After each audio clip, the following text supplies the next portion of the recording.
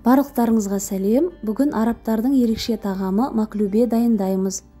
Видеоны соңына дейін қарап, қазақша контентті қолдап қойыңыздар. Бізге керек заттар: ең алдымен етті осылай жіңішке етіп турап алдым. Сосын бізге консервідегі жүгері, картоп, сәбіз, пияз және құйрық май қажет. Ол міндетті емес. Ең алдымен етімізді қызып тұрған майда қуырып аламыз.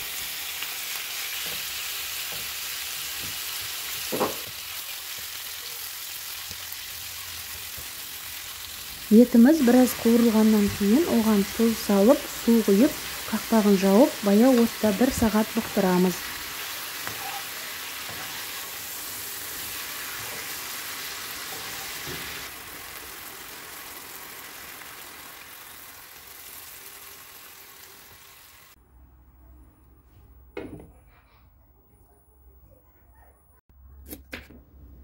Енді сәбіз, картоп, пиязды дәл видеодағыдай турап аламыз.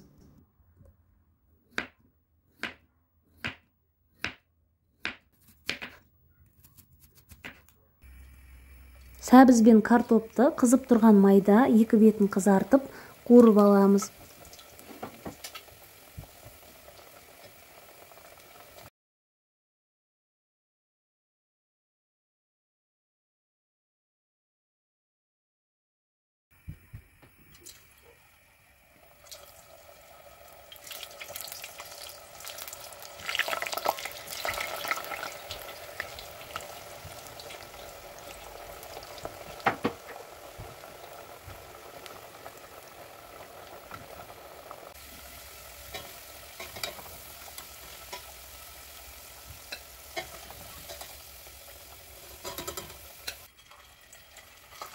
Қойдың құйрық майында біраз қуырып аламыз.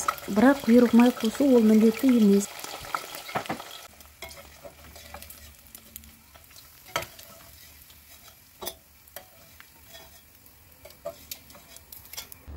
Енді қазанға кішкене май құйып, қызып тұрған майда күрішімізді 2-3 минут қуырып аламыз.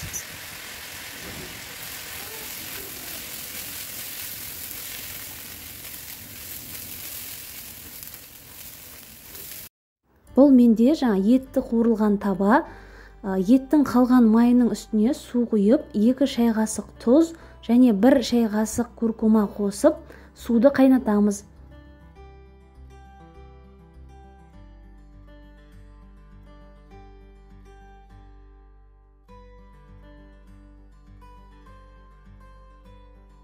Енді маклубемізді дайындаймыз. Менде ыдыста түбінде кішкене май бар. Бірінші жаңағы қуырылған құйрық майды салдым. Оның үстіне дөңгелектеп туралған пиязды қоямыз.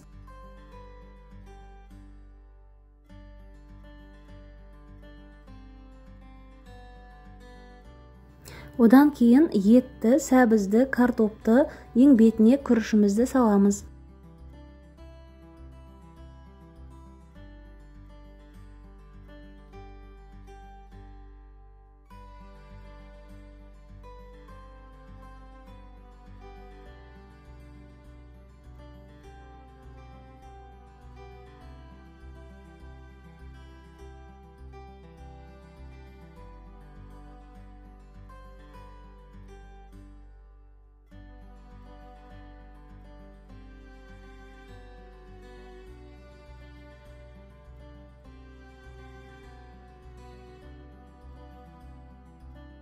Енді күріштің үстіне қайнап тұрған суымызды құямыз. Суды көп құюдың қажеті жоқ, күріш шамалы ғана батса болды.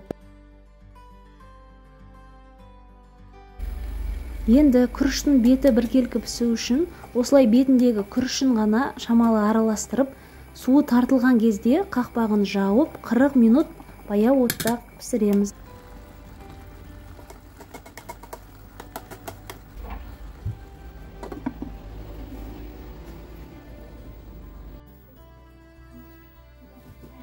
Енді салатымызды дайындап қоямыз.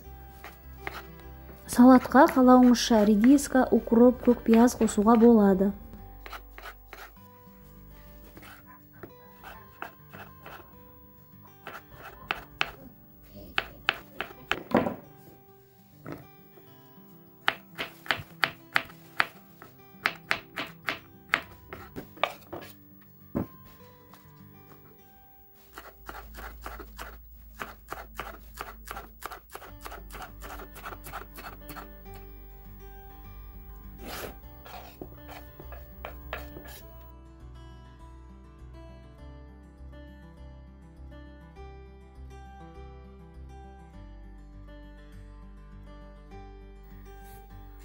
Осымен маклюбеміз дайын. Оны осындай үлкен ыдысқа аударамыз және қасықпен жан-жағын ұрып шығамыз.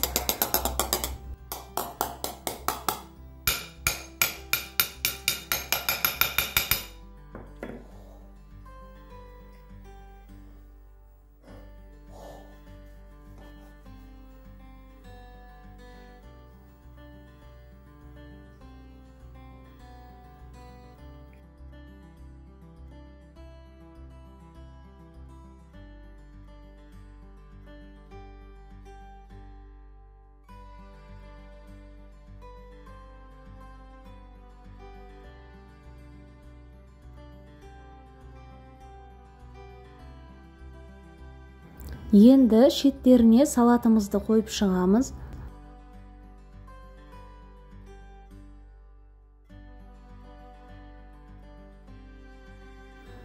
Одан кейін консервідегі жүгерімізді біркелкі етіп қойып шығамыз.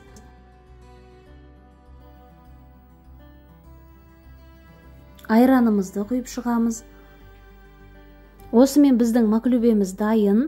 Егер видео ұнаса, достарыңызбен бөлісуді ұмытпаңыз.